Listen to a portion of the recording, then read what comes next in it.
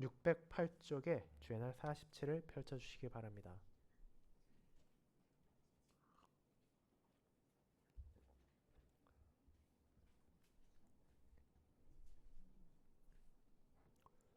네, 교리입니다. 주애날 47 교독하도록 하겠습니다. 하이델베르크 교리입니다. 주애날 47 제122문 첫 번째 강구는 무엇입니까?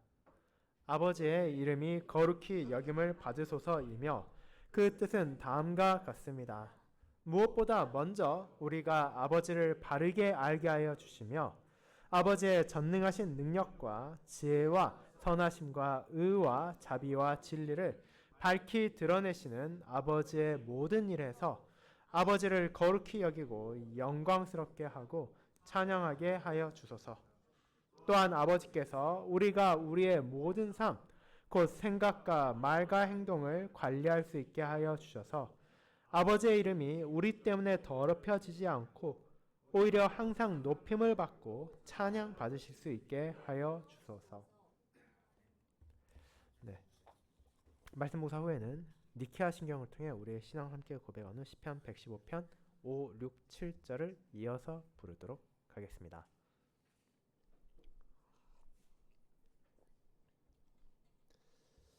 사랑하는 주 예수 그리스도 안에 있는 형제 자매님들, 이 땅에 살고 있는 많은 사람들, 어쩌면 대부분의 사람들은 나름대로 명예와 영광에 대한 욕구를 가지고 있습니다. 그래서 정도는 다를 수 있을지언정 누군가가 나의 업적을 인정해주고 내 이름을 높여주기를 바라는 것은 사람의 기본적인 욕망이며 어린아이로부터 시작하여 나이가 많은 노인에 이르기까지 이런 생각에서 완전히 벗어난 사람을 찾아보기가 드뭅니다.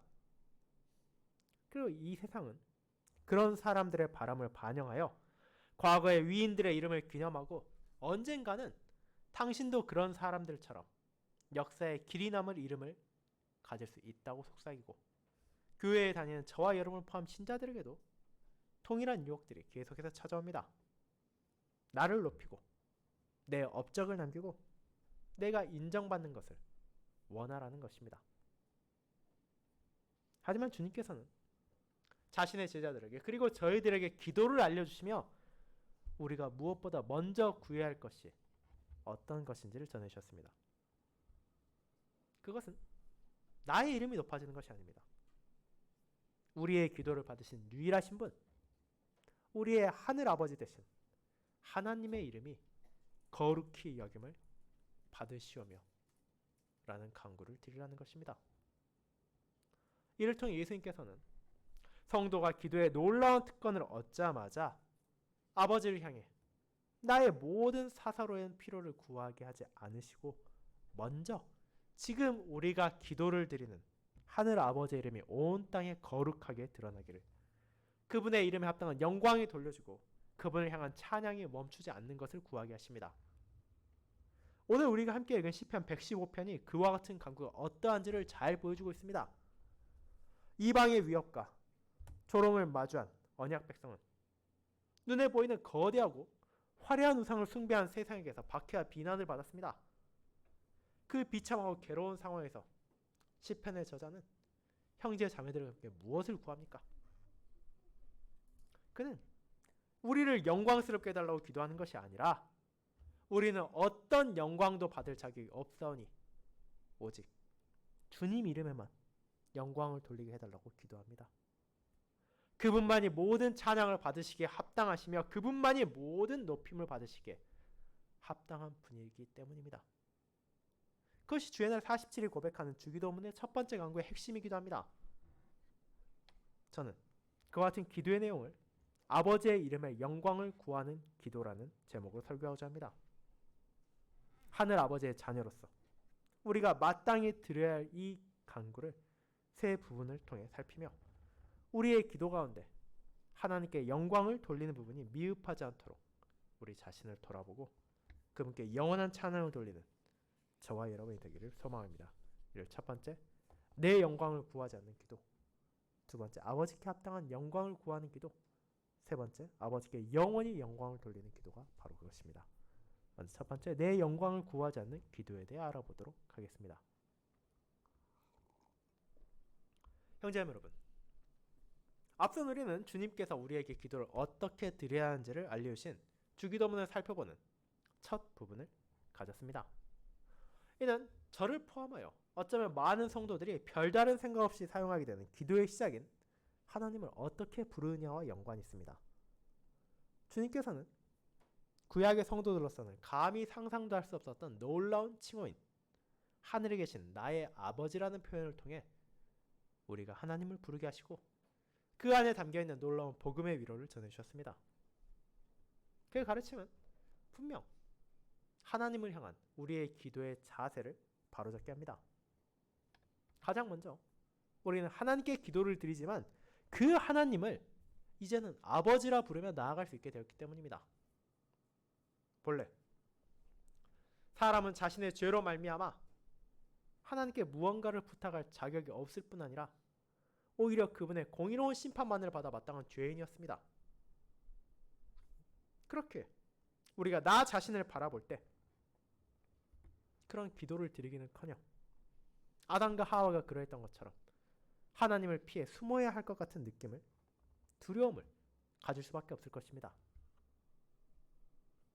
하지만 저와 여러분은 분명 기도를 드릴 수 있고 기도를 낙심하며 멈추지 않을 수 있게 되었습니다. 그 이유는 그리스도의 공로로 말미암아 하나님께서 나의 죄를 용서하시고 나의 아버지가 되어주셨기 때문입니다. 이제 우리에게 주어진 것은 종의 영이 아니라 양자의 영이며 그런 성령의 인도에 따라 우리는 확신을 가지고 하나님을 아빠라고 부르며 어린 자녀와 같은 신뢰를 품고 그분께 나의 필요를 말씀드릴 수 있게 되었고 그분과의 교통을 기쁘게 즐길 수 있게 되었습니다. 하지만 동시에 이 표현 안에는 하나님을 향한 우리의 경외심도 빠져선 안 된다는 것을 담고 있습니다. 어린 자녀가 아버지를 바라볼 때 따뜻한 애정과 신뢰만이 아니라 자신이 잘못했을 때는 나를 벌하고 교정할 것이라는 것을 알고 그 권위에 대한 경외감을 품는 것처럼 우리 역시 하늘 아버지를 공경하며 기도해야 하기 때문입니다.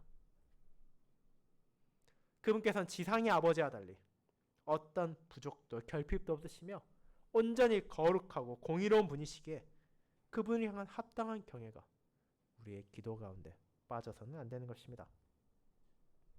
하지만 동시에 그런 하나님께서 그 전능하신 능력과 지혜를 통하여 바로 나의 필요를 아시고 내게 가장 좋은 것들을 가장 적합한 때 가장 적합한 방식으로 주신다는 것을 알고 있기에 우리가 하늘 아버지께 기도를 드린다는 확신은 우리에게 두려움만이 아니라 경외를 품되 동시에 확신을 가지고 기쁨과 즐거움으로 기도드릴 수 있게 합니다.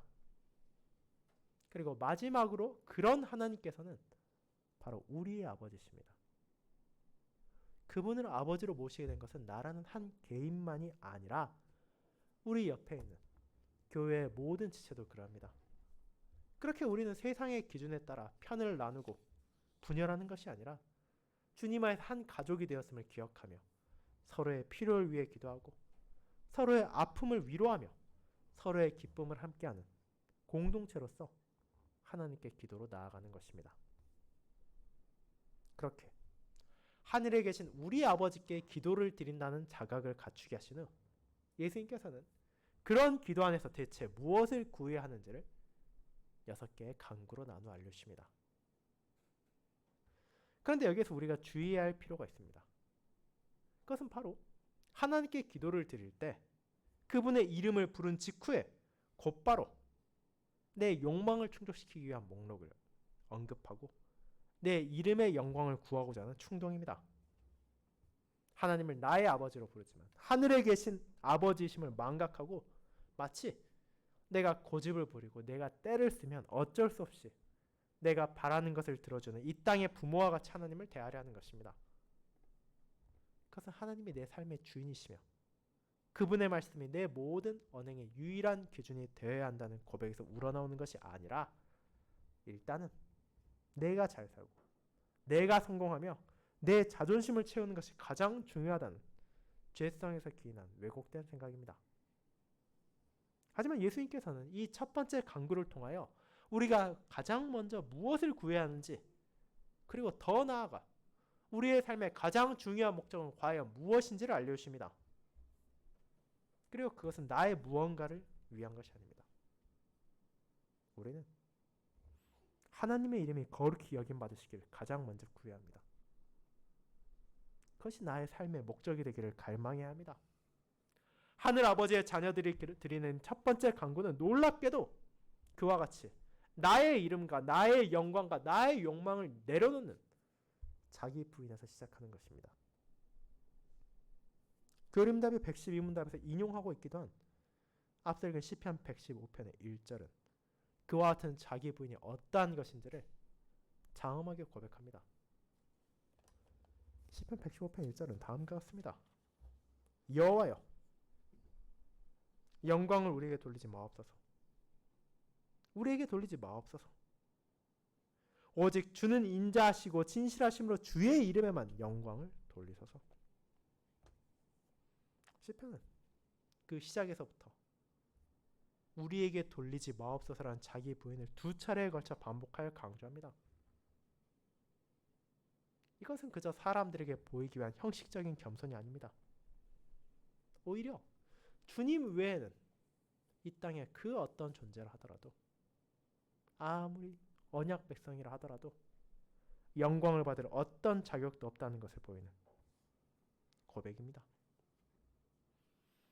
아무리 훌륭한 왕이 그들에게 있다 하더라도, 아무리 헌신적인 선지자가 존재한다 하더라도, 신실한 제사장이 섬기고 있다 하더라도 그들의 모든 업적과 의로움은 영광을 받을 만한 것이 아니기 때문입니다. 하나님 앞에 온전할 수 없고 부족할 수밖에 없기 때문입니다. 그 사실을 안다 하더라도 이 시편의 고백은 여전히 놀랍습니다. 비록 우리가 시편이 언제 어떤 상황에서 기록되었는지 구체적으로는 알 수는 없지만, 그럼에도 이 시가 담고 있는 내용을 통해 언약 백성들이 상당한 어려움을 마주하고 있다는 것은 추측할 수 있기 때문입니다. 2절을 포함한 시편 기자는 하나님을 알지 못한 우상 숭배자들이 이스라엘을 박해하고 있음을 전합니다. 그들은 자신들이 가지고 있는 눈에 보이는 화려한 은과 금으로 장식된 우상을 섬기며 교회를 향해 너희는 대체 눈에 보이지도 않는 하나님을 어째서 믿는 것이냐? 그런 하나님이 살아있다면, 능력이 있다면 어째서 너희들은 이런 비참한 현실에서 벗어나지 못하고 있느냐고 조롱하고 있습니다. 이런 상황에서 우리들의 본성은 무엇을 요구하게 됩니까? 아마도 당장 저 원수들의 입을 다물게 하시고 우리의 명예를 회복시켜 주시길, 우리의 억울함을 해결해 주시고 우리의 자존심을 다시 세워주시길 기도하기를 원할 것입니다. 그렇지 않습니까? 그것이 이런 억울한 상황을 마주할 때 우리의 솔직한 마음일 것입니다. 하지만 시편 기자는 전혀 다른 기도를 드립니다. 그는 자기 처지가 아무리 비참하고 자기 이름이 역사 속에 흔적도 없이 사라질지라도 그것을 구하지는 않습니다. 그는 자신의 부족함으로 인해, 당대 교회의 연약함으로 인해 하나님의 인자하심이, 하나님의 신실하심이 이 세상 가운데 모욕을 당하고 그분의 영광에 가려지는 것을 염려했습니다. 그렇게 그는 말합니다. 내 이름은, 우리 이름은 아무런 영광을 받을 가치도 없습니다. 하지만 우리는 주님께서 영광을 받으시길 구합니다. 주님의 이름에 합당한 찬양이 멈추지 않기를 구합니다라는 것입니다. 그것이 시편 115편의 저자가 형제 자매와 함께 불렀던 찬송이자 기도였으며, 주님께서 가르쳐 주신 기도가 첫 번째 간구를 통하여 우리에게 알려주고 있는 것입니다. 바로 영광은 우리의 것이 아니라는 사실입니다. 그렇게 우리는 하나님의 영광을 구하며 기도를 시작합니다. 인자하시고 진실하신 하나님만이 모든 영광을 받으시기에 합당하시기에 자신을 낮추며 그분께 나아가게 됩니다. 그리고 주님께서는 이 기도를 그저 제자들에게 가르쳐 주시기만 한 것이 아닙니다. 그분께서 이 간구에 따르는 삶이 어떠한 것인지를 그분의 말과 행동으로, 그분의 삶을 통하여 제자들에게 가르쳐 주셨습니다. 그분께서 이 땅에서 어떤 일을 당하셨습니까? 어떤 죄도 짓지 않으신 그분을 향한 온갖 모욕과 비방이 끊이질 않았습니다. 저 사람이 귀신의 왕 바알세불의 힘을 빌렸다는 비방이 있었고, 저 사람은 먹기를 탐하고 포도주를 즐기는 죄인들의 친구라는 비난이 있었으며, 끊임없이 그분의 이름을 가혹할 정도로 깎아내리고, 심지어 십자가에 못 박혀 피를 흘리는 순간에도 대적들의 조롱이 멈추지 않았습니다. 그 모든 순간 주님께서는 누구의 이름을 구하셨습니까? 자기 명예를 높이고 자기 이름을 떨치고 자기 자존심을 회복하기 위한 사역을 하셨습니까? 그렇지 않습니다. 그분은 그토록 괴롭고 고통스러운 십자가를 앞둔 상황에서도 아버지여, 아버지의 이름을 영광스럽게 하옵소서라고 요한복음 12장 27절에서 기도드렸습니다. 자신이 당할 죽음의 비참함과 자신이 감당해야 할 아버지의 공의로운 심판의 끔찍함을 아심에도 불구하고 심지어 그런 상황에서도 자신을 비난하고 조롱하는 대적들의 공격이 멈추지 않았음에도 불구하고 자기 자신을 온전히 부인하고 아버지의 인자와 진실하심 온 세상이 드러나며 그 이름이 찬양받기를 구한 것입니다.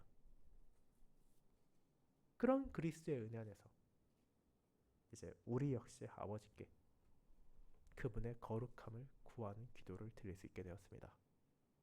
내 영광이 아니라 아버지의 이름에만 영광이 돌아가길 기도할 수 있게 되었습니다. 사랑하는 형제자매 여러분, 우리의 본성으로는 사실 이런 기도를 드릴 수 없습니다. 우리가 진심으로 내가 바라는 것을 생각한다면 이 기도와 너무도 먼 자기 자신을 발견하게 될 것입니다. 과거 광야에서 이스라엘이 그랬던 것처럼 우리 역시 자기 이름이 조금이라도 비난받으면, 자기 처지가 조금이라도 비참해지면 원망의 목소리를 높이기 쉬우며 내 자존심이 조금이라도 상하면 어떻게든 그것을 내가 원하는 방식으로 갚아주기 위한 방도를 찾기 마련입니다. 하지만 우리는 그러한 연약함을 마주하는 순간, 내 본성 안에 있는 죄를 마주하는 순간 그리스도를 바라볼 수 있습니다. 그분께서 자기 이름을 아낌없이 내려놓으시고 아버지의 영광을 구하심으로 내게 얼마나 큰 은혜가 주어졌는지를, 그분께서 아버지의 인자하심과 진실하심을 어떻게 증거하셨는지를 떠올릴 수 있습니다. 그분의 은혜 안에서 이제 우리는 무엇을 자각해야 합니까? 내 이름을 떨치고 내 영광을 얻기 위해 헛된 발버둥을 칠 필요가 전혀 없다는 것을 알게 됩니다. 왜 그렇습니까? 아무리 세상에서 훌륭한 업적을 쌓고 길이길이 남겨질 이름을 가진다 하더라도 우리는 결국 그 이름조차도, 그 명예조차도 언젠간 퇴색한다는 것을 알고 있습니다. 당대에 아무리 훌륭한 인물이었다 하더라도 후대가 되어 비난받는 사람도 적지 않고, 아무리 영광스러운 자리에 앉았다 하더라도 순식간에 몰락할 수도 있다는 것을 너무나 잘 알고 있습니다. 하지만 우리는 무엇을 알고 있습니까? 하늘 아버지께서 자신의 자녀들의 이름을 영원히 기억하신다는 것을 알고 있습니다. 그분께서 나를 아십니다. 나를 인정하시며 나를 인도하십니다. 그렇게 하나님께서 나를 영원히 기억하신다면 내가 더 이상 무엇을 구할 필요가 있겠습니까? 그보다 더 큰 영광과 기쁨이 어디 있겠습니까? 그러므로 우리는 내 영광을 구할 필요가 전혀 없다는 것을 알게 됩니다.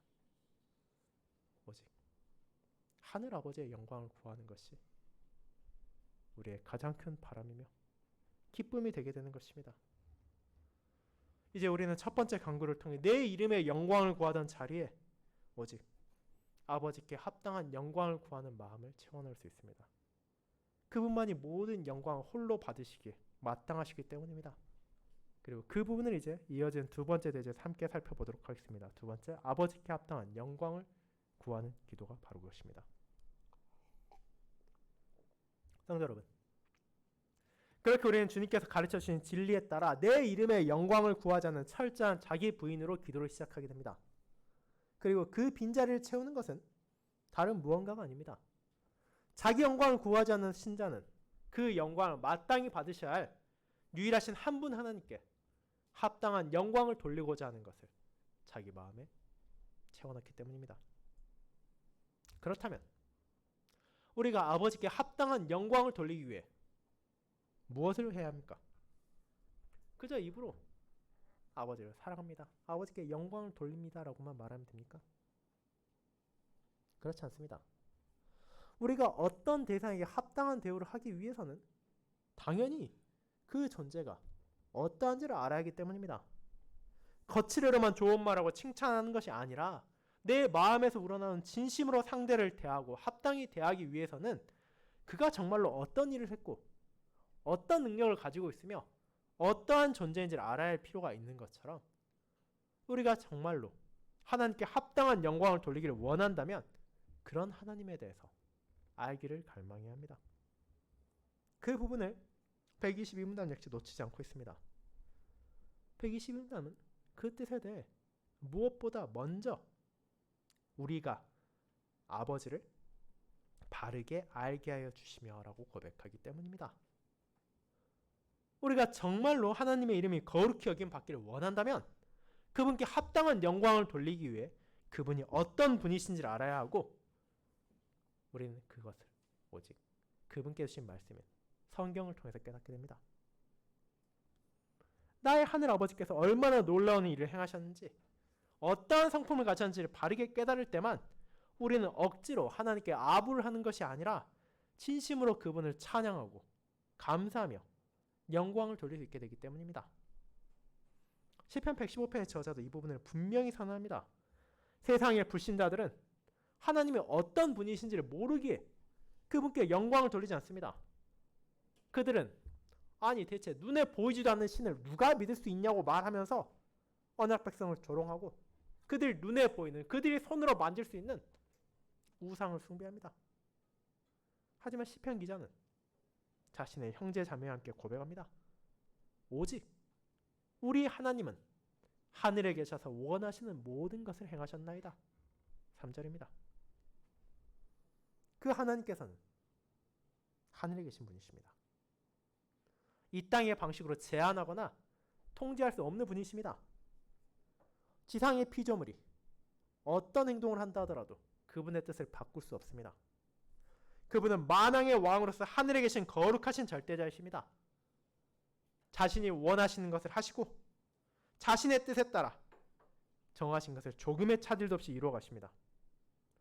그런데 결국 그렇게 하나님께서 하신 일이 무엇입니까? 시편 115편은 말합니다. 그것은 결국 언약 백성을 건지고 인도하며 돌보시는 사역이라고 말입니다. 115편의 9절부터 시인은 성도들을 향해 여호와를 의지하라고 반복적으로 고백하며 그분께서 도움이시라고, 그분께서 방패시라고, 그분께서 복을 주신다고 고백합니다. 천지를 지으신 여호와께서, 하늘에 계신 여호와께서, 그 만왕의 왕께서 인자와 진실로 자기 백성을 향한 구속 계획을 이루어가고 계시다는 것을 시편 115편의 저자는 알았습니다. 그분이 어떠한 분이신지를, 무엇을 행하시는지를 알았기에 이제 그는 진심으로 고백할 수 있게 됩니다. 아버지께 영광을 돌리기를 바란다고 말입니다. 그분만이 모든 영광을 받으시기에 합당하다고 말입니다. 그렇게 시편 저자는 세상의 불신자들의 어리석음을 꼬집습니다. 그들은 자신들이 이스라엘보다 번성하고 언약 백성보다 강력한 군사력과 번성한 경제력을 가졌기에 자신들이 더 나은 신을 섬기고 있다 착각했습니다. 하지만 그들의 실상은 어떠합니까? 그들이 누리는 모든 것을 주었다고 믿으며 숭배하는 은과 금의 우상은 결국 피조물인 인간이 자기 손으로 만든 것에 불과합니다. 아무리 그 조각상에 그럴듯한 입과 눈이 있고 귀와 코가 있으며 손과 발이 있다 하더라도 그들은 한마디 말도 할 수 없고 한 걸음도 움직일 수 없는 조각에 불과합니다. 그럼에도 세상은 다양한 형태와 방식으로 그런 우상들을 만들고 의지하며 거기에 자기 욕망을 투영하고 자기 이름을 높이는 데 사용합니다. 그런데 8절은 그 결과가 무엇인지를 선언합니다. 우상들을 만드는 자들과 그것을 의지하는 자들이 다 그와 같으리로다. 죽어있는 우상을 의지하는 자는 그 인생 역시 우상과 마찬가지로 영적으로 눈이 감기고 듣지 못하고 움직이지 못하는 파멸 가운데 존재하는 것입니다. 그것이 하나님을 알지 못하고 그분을 섬기지 못하며 그분께 영광을 돌리지 않는 모든 이들의 현실입니다. 그러므로 교리문답은 다음과 같은 고백을 이어갑니다. 아버지의 전능하신 능력과 지혜와 선하심과 의와 자비와 진리를 밝히 드러내신 아버지의 모든 일에서 아버지를 거룩히 여기고 영광스럽게 하고 찬양하게 하여 주소서. 우리가 정말로 아버지를 바르게 알게 된다면 하나님의 은혜로 말미암아 말씀이 계시하시는 하나님이 어떤 분이신지 알고 그분께서 내게 무엇을 행하셨는지 얼마나 큰 은혜를 주셨는지 알게 된다면 우리는 자연스럽게 그러한 아버지를 거룩하게 여기고 그분을 영광스럽게 하며 찬양할 수밖에 없게 됩니다. 누가 시켜서 억지로 그렇게 되는 것이 아니라 하나님을 바르게 알게 되기에 그렇게 자신을 낮추고 그분께 영광을 돌릴 수밖에 없게 되는 것입니다. 그 하나님만이 나의 아버지시며 그 하나님만이 나를 구속하셨고 그 하나님만이 나를 보호하시기 때문입니다. 그렇게 하나님을 알게 된 자로 우리는 시편 저자와 함께 그분을 의지하며 그분을 찬양하고 그분께 영광을 돌리게 됩니다. 그것이 자신을 부인하고 하나님을 바라보게 된 성도들이 드리게 되며 또 드릴 수밖에 없는 아버지의 영광입니다.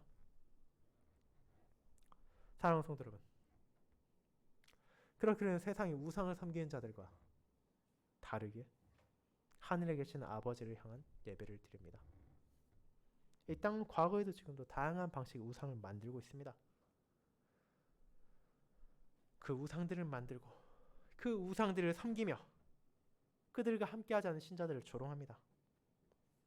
하지만 우리는 하나님의 은혜로 말미암아 그분이 누구신지를 알게 되었습니다. 그분을 찬양하지 않을 수 없게 되었습니다. 그분의 능력과 성품이 그분의 모든 사역 가운데 밝히 드러나기에 우리는 세상의 허황된 욕망을 쫓지 않을 수 있게 되었고 우상을 구하지 않을 수 있게 되었으며 오직 하나님만이 하늘에 계신 우리 아버지만이 나의 삶의 주권자이시고 교회의 머리라는 것을 인정하며 그분께 합당한 예배를 드리고 그분께만 영광과 찬송을 돌리게 됩니다. 그렇게 첫 번째 간구로 우리는 하나님을 바르게 알게 해주시기를 구하며 그를 통해 세상의 우상이 아닌 참되신 하나님께만 영광을 돌리기를 간구합니다. 성경에 계시는 아버지의 주권과 구원의 사역을 바르게 알게 되기를 구하며 그런 사역에 합당한 영광을 우리의 입을 통하여 우리의 삶을 통하여 드리기를 구합니다. 그리스도 안에서 밝히 드러난 그런 하늘 아버지께 영광을 돌리는 것이야말로 우리의 기쁨이며 우리의 즐거움이고 우리의 삶의 목적이기 때문입니다.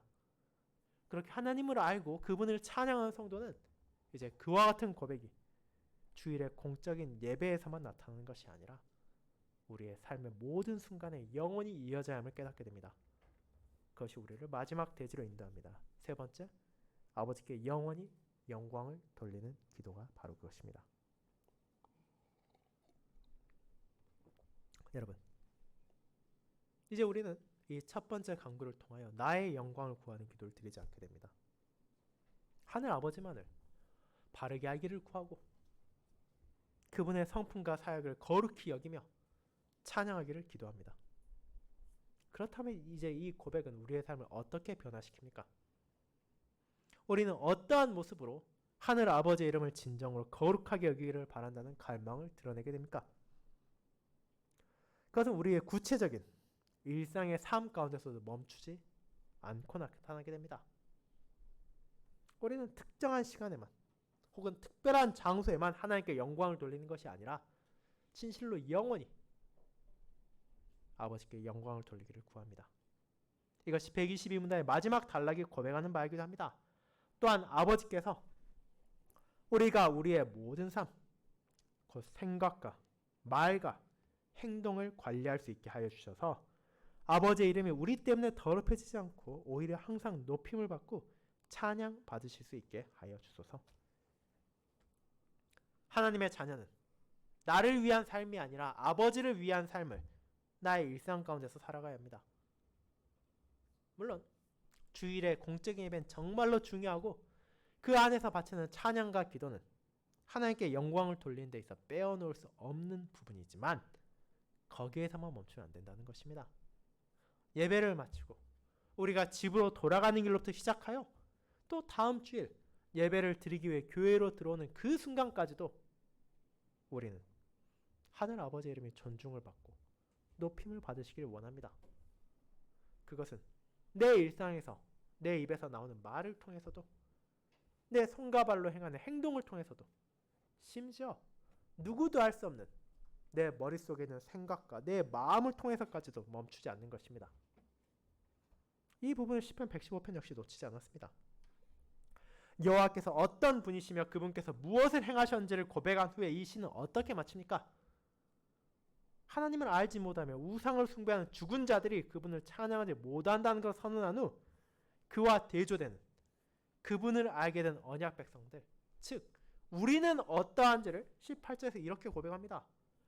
우리는 이제부터 영원까지 여호와를 송축하리로다. 할렐루야. 세상이 하나님을 알지 못하고 영원한 멸망으로 나아가지만 하나님의 부르심을 받아 생명의 길을 나아가게 된 성도들은 이제부터 영원까지 우리의 모든 삶을 통해 여호와의 거룩하심을 증거하고 나타내며 높이게 됩니다. 그렇게 함으로 하늘에 계신 우리 아버지의 이름이 영원히 높임받기를 바라는 것이 그저 막연한 소망이 아니라 진실된 갈망이라는 것을 드러내는 것입니다. 그러므로 이 첫 번째 간구 안에 들어있는 것은 우리에게 주어진 책임이기도 합니다. 신자는 하나님의 이름이 나의 부족함으로 인하여 나의 죄악으로 인하여 더럽혀지지 않기를 바랍니다. 지금 이 자리에서는 그토록 하나님을 바라보며 찬양한 우리가 일상의 삶 가운데서는 우상을 섬기는 세상의 불신자들과 동일한 모습을 보임을 통해 동일한 기준을 따름을 통해 동일한 말을 함을 통해 거룩하지 못함을 나타내지 않기를 바랍니다. 왜냐하면 하나님의 자녀들이 세상과 구별되지 못할 때 그들은 그런 우리의 모습을 통해 하나님께서도 거룩하지 않다는 인상을 받게 되기 때문입니다. 그렇게 내가 여전히 옛 본성의 잔재를 버리지 못하고 욕심과 탐욕을 우선시함으로 죄 가운데 살아가기를 우리는 바라지 않습니다.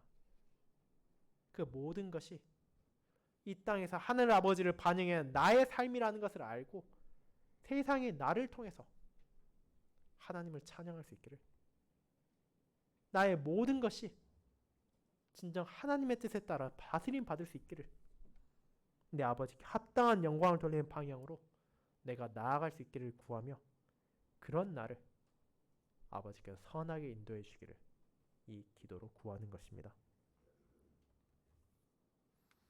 사랑하는 여러분,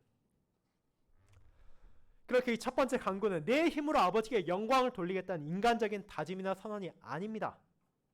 오히려 자기 부족함을 겸손하게 인정하며 나를 향한 하나님의 다스리심과 인도하심을 구하는 간구입니다. 나의 힘과 나의 의지와 나의 바람만으로는 누구도 이를 온전히 수행할 수 없습니다. 그러므로 우리는 기도합니다. 하나님의 은혜를 구하고 그분의 은혜를 의지합니다. 세상의 유혹에 밀려 온갖 종류의 우상과 심지어 자기 자신을 신처럼 높이고자 하는 잘못된 욕망에 휩쓸리지 않기 위하여 하나님께서 붙잡아 주시기를 구하고 우리의 거룩하고 구별된 언행을 통하여 세상의 하늘 아버지를 바르게 바라보고 높일 수 있기를 간구합니다.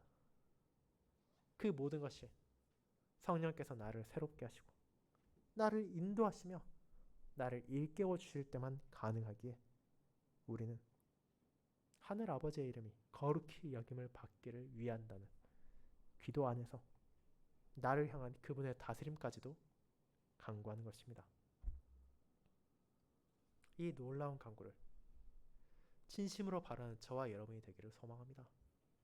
하늘 아버지께 기도를 드릴 때마다 내 욕망을 채우고자 하는 바람을 내려놓고 영광을 우리에게 돌리지 마옵소서라는 이 시편 저자의 고백이 우리 안에도 자리 잡기를 소망합니다. 그리고 그 자리에 십자가를 통해 밝히 드러난 아버지의 성품과 사역을 바르게 하는 지식을 채워놓고 그런 아버지를 높이는 갈망이 나의 삶의 원동력이 되기를 소망합시다. 그렇게 이제 예배를 마치고 일상으로 돌아간 이 순간부터 나의 생각과 나의 말과 나의 행동이 하나님의 뜻에 따라 다스림을 받고 소란스럽고 어지러운 세상이 흔들리지 않으며 진정 이제부터 영원까지 여호와를 송축하며 하나님을 찬양하는 저와 여러분이 되기를 진심으로 기도합시다. 그처럼 우리의 방패시고 우리의 도움이시며 우리에게 복을 주시는 하나님의 뜻에 따라 오직 하나님께 영광을 돌리고자 하는 저와 여러분을 주님께서 자신의 선하심 안에서 인도하시며 지켜주시고 붙잡아 주실 것입니다. 아멘.